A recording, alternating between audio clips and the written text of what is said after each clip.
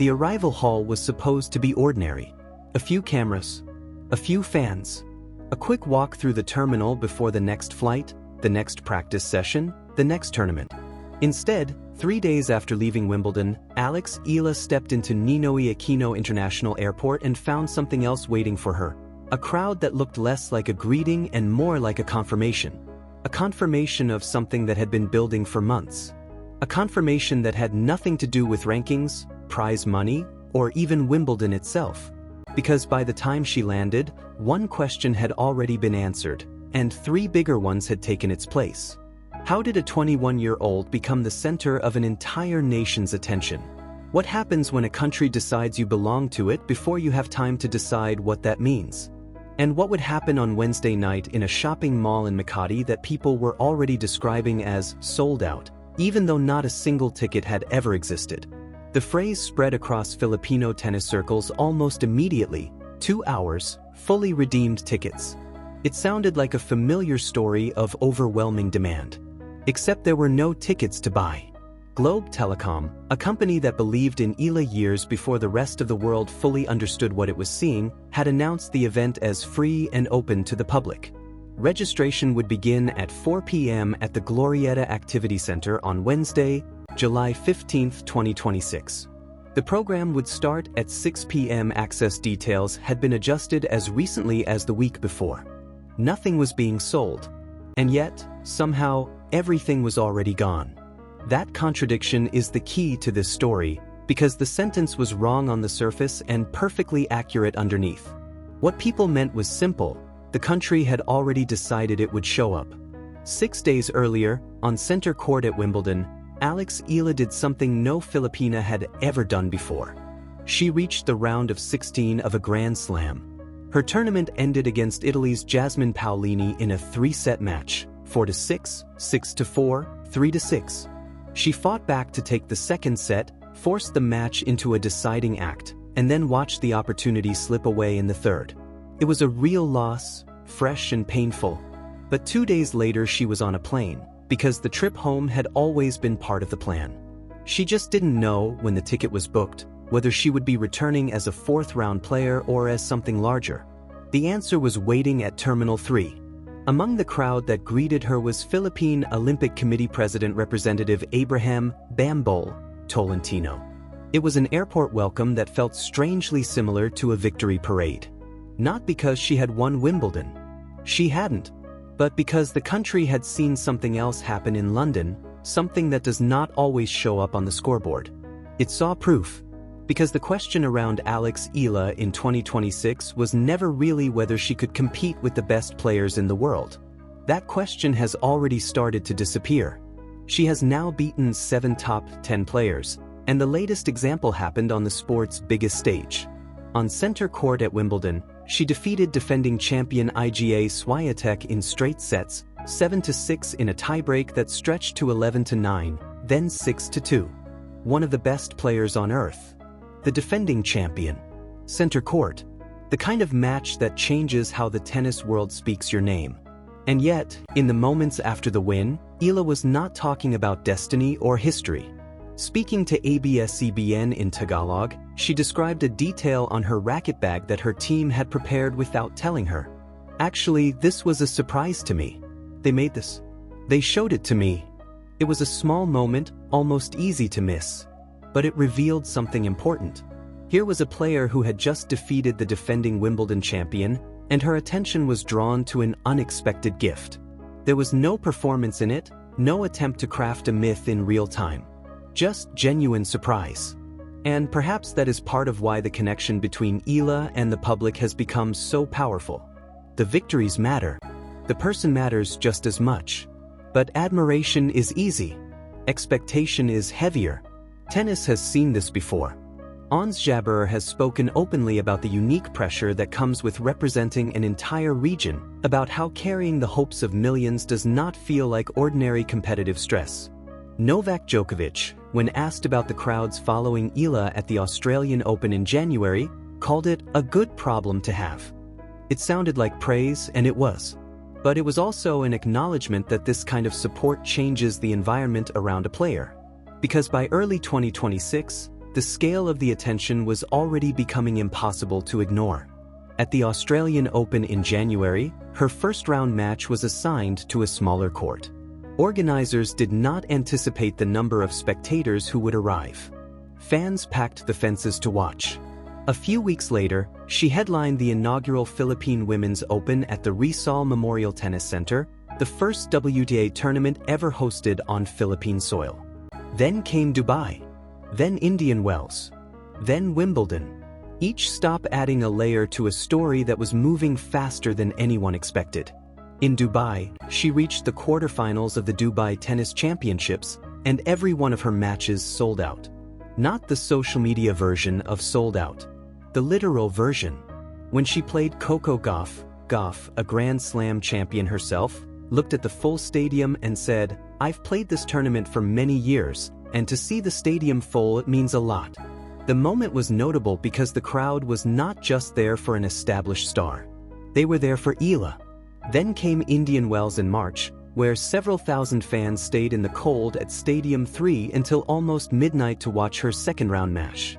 Front Office Sports reported that her practice sessions drew crowds comparable to Carlos Alcaraz, Jannik Sinner, and Venus Williams on nearby courts. That kind of attention is not normal for a player still establishing herself at the highest level. It is not even normal for many champions. This is why the phrase about Glorietta matters. Not because it was technically accurate, but because it captured a pattern the numbers could not. A pattern that had been visible in Melbourne, in Dubai, in Indian Wells, and finally on Centre Court in London. 5 months of evidence. 5 months of crowds arriving early, staying late, and filling spaces that were not designed to hold them. And that is where the story becomes larger than tennis. Because what is scheduled for Wednesday evening in Makati is, on paper, a simple fan meet. Registration at 4 o'clock. Program at 6 o'clock. No trophy on display. No draw to survive. No score to protect. Just a stage inside a shopping mall. But some moments stop being ordinary long before they happen. And somewhere between the late nights in Indian Wells, the packed stadiums in Dubai, the airport crowd at Terminal 3, and the 11-9 tiebreak against IGA Swiatek, the meaning of Wednesday changed. It stopped being about whether people would come. The question now was how a 21-year-old was supposed to stand in front of a country that had spent years waiting for a moment like this, and understand what it was trying to tell her. And the truth is, the answer to that question had been quietly forming long before Wimbledon, long before the airport, long before anyone started using the word sold out for an event that never had tickets in the first place. The answer began the moment the Philippines started to see in Alex Eala not just a player to watch, but a story to carry. And on Wednesday night in Makati, she was about to find out just how far that story had traveled. The timing almost feels impossible when you lay it out. In January, the Philippines hosted its first ever WTA tournament.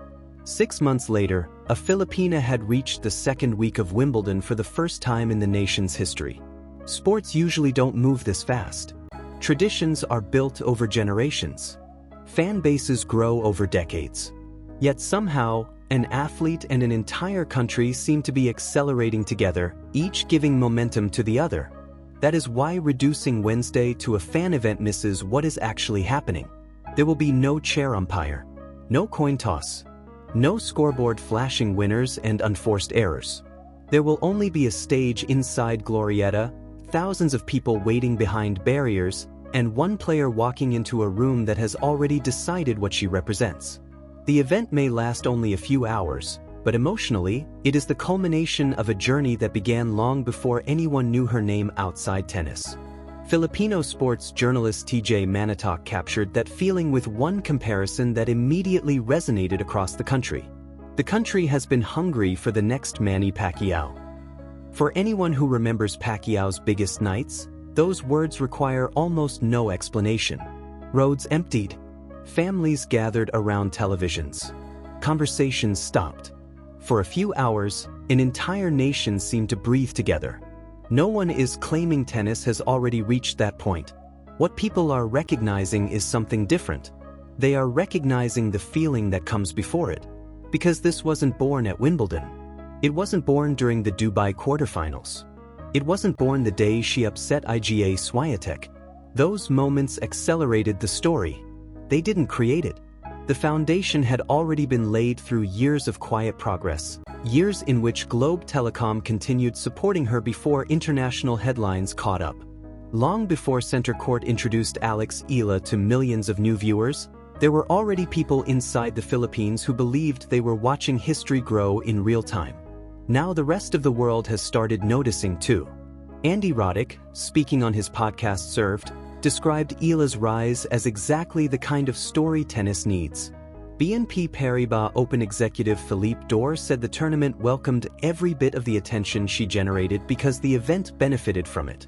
Coco Gauff experienced firsthand what happened when Eala appeared on the schedule. Stadiums filled.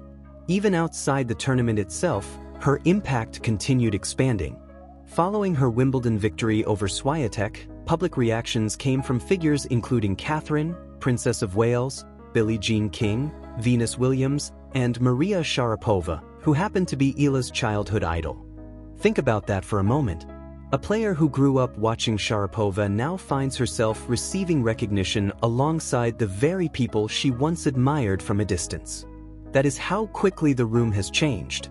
Whether everyone inside professional tennis has fully processed her arrival or not almost doesn't matter anymore. The important part is that they have turned their attention toward her. Once that happens, expectations begin changing faster than rankings ever can. And expectations don't disappear when Wimbledon ends. In fact, they only become more demanding. Just 12 days after the Glorietta event, Eala is scheduled to return to competition at the Mubadala DC Open in Washington, a WTA 500 tournament. From there comes the Canadian Open, then Cincinnati, then the US Open in Flushing Meadows, the final Grand Slam of the season. The schedule leaves almost no room to pause. While everyone else celebrates what already happened, she has to prepare for what comes next. That balance is one of the least visible parts of professional tennis. The applause fades quickly. The next opponent doesn't care what happened at Wimbledon. The next draw doesn't reward yesterday's breakthrough. Every tournament begins again from zero. Financially, 2026 has already become the most successful season of her career. Before Wimbledon, she had earned $871,438 in prize money. Reaching the round of 16 added another £300,000. Her ranking hovered around world number 30 or number 32 depending on the timing of the ranking cycle. Those numbers are remarkable. But numbers cannot explain why thousands of people would gather inside a shopping mall simply to see someone smile, wave, and say thank you. Statistics measure performance. They cannot measure belonging. That is what Wednesday is really about. For perhaps the first time, Alex Eala will experience the full weight of what the Philippines has been trying to tell her throughout this extraordinary season. Not through headlines. Not through social media. Not through television broadcasts. Face to face. One person at a time. One cheer at a time. One chant at a time. And there is another detail worth remembering. The last competitive match she played ended in defeat. Against Jasmine Paolini, she battled through 3 demanding sets before falling 4-6, 6-4, 3-6. There is no need to invent hidden emotions or dramatic speeches afterward because none were made publicly. The facts are enough. She lost. She boarded the plane. She came home anyway. That sequence matters because it reminds us what the country is actually celebrating. Not perfection. Progress. Not an undefeated champion. A pioneer.